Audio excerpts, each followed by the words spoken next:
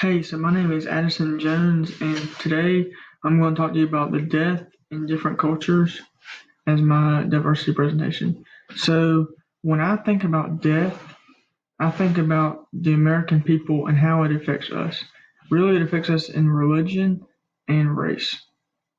So, for me and my family, when we go to a funeral, it is a lot different than other people in other races around America. So, when I do a funeral or when I go to a funeral for my family, it is basically you basically have a visitation first of all where it's really quiet and people are able to see the person who passed if the other family lets them. And it's really quiet. A lot of people are crying and they're really moaning or they're mourning the death of their loved one.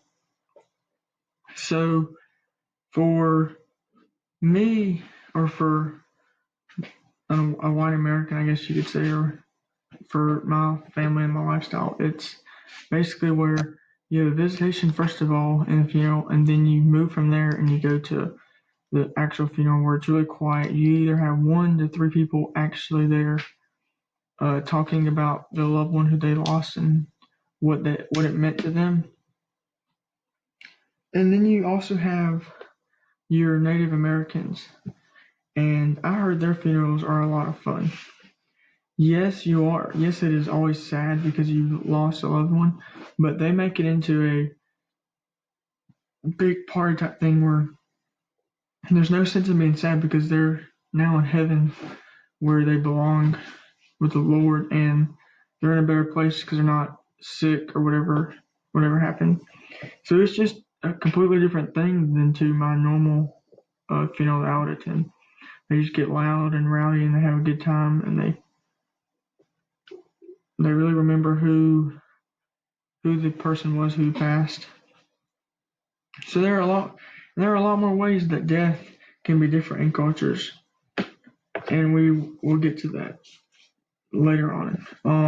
Death is different in a lot of cultures, especially on how different cultures currently treat death or celebrate death.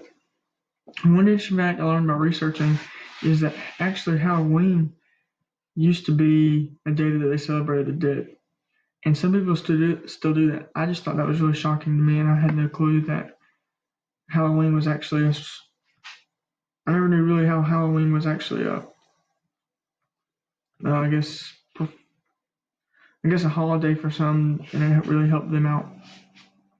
So, death is a part of life that means that every culture will be able to celebrate in different ways and different times to show their loved ones pride as they have passed.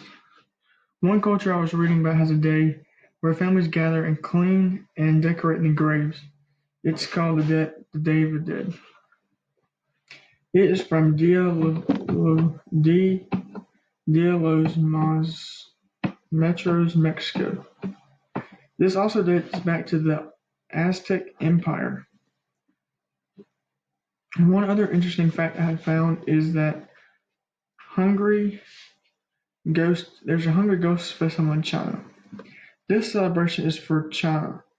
It's for the Chinese. It was a big festival that lasts for a whole month where all they do is basically eat anything that people cook. It says that the seventh month of the lunar calendar year is when the spirits roam the earth, so that ghosts come, they burn the offerings and leave them with food.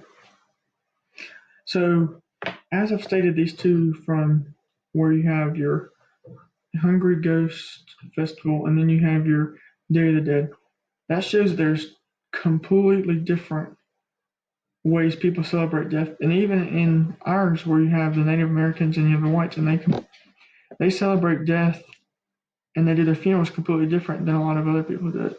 So this shows you that there is a lot of diversity in the way that people celebrate their death. So this just shows you how some cultures differ in how the way they celebrate the dead and how they honor them at funerals.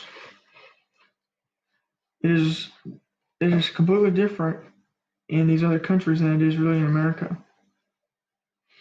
And like right now with all this coronavirus and the Black Lives Matters movement, there is a lot of things going on here. Like the COVID, a lot of people can't have formal funerals right now because you can't gather more than groups of 10 people.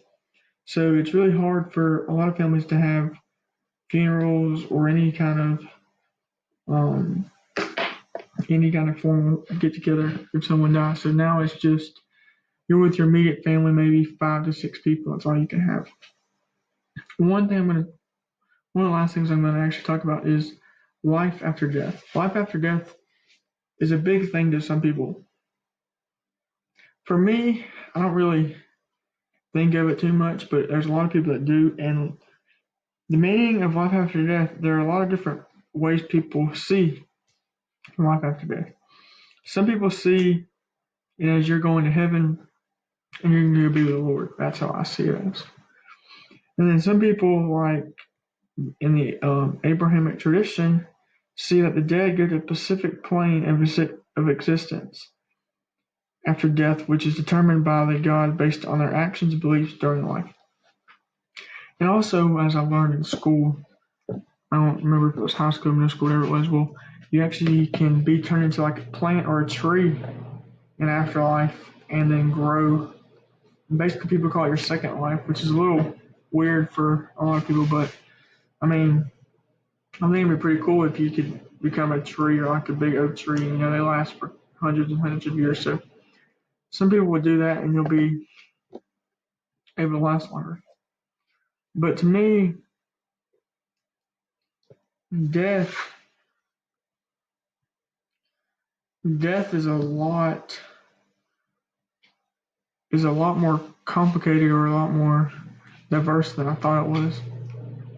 I mean, you should just start thinking, well, death, everybody gets buried underground, and it's just like you just think it's regular. But after you did research, and after I did some research and actually thought about it, it actually came out to be a lot more in depth than I thought it was, and a lot more races and religions care and have different funerals than I didn't think of.